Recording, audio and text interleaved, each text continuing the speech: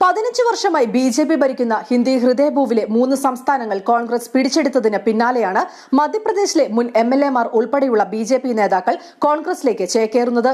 കഴിഞ്ഞ ദിവസം ബി.ജെ.പി ബന്ധം ഉപേക്ഷിച്ച് ബി.ജെ.പി മുൻ എംഎൽഎ രമേശ് സക്സേനയെ ഭാര്യ ഉഷയും കോൺഗ്രസിൽ ചേർന്നിരുന്നു.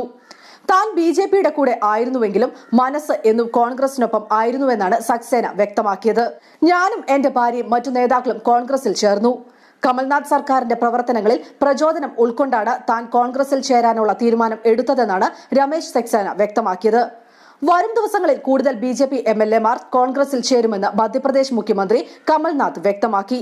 കൂടുതൽ ബി.ജെ.പി നേതാക്കളും എംഎൽഎമാരും കോൺഗ്രസുമായി നിരന്തരം ബന്ധപ്പെടുന്നുണ്ടെന്നും കമൽനാഥ് കൂട്ടിച്ചേർത്തു. ബി.ജെ.പി തങ്ങളുടെ കാര്യങ്ങൾ ശ്രദ്ധിക്കുന്നതിനു മുന്നേ സ്വന്തം പാർട്ടി ശ്രദ്ധിച്ചോളൂ.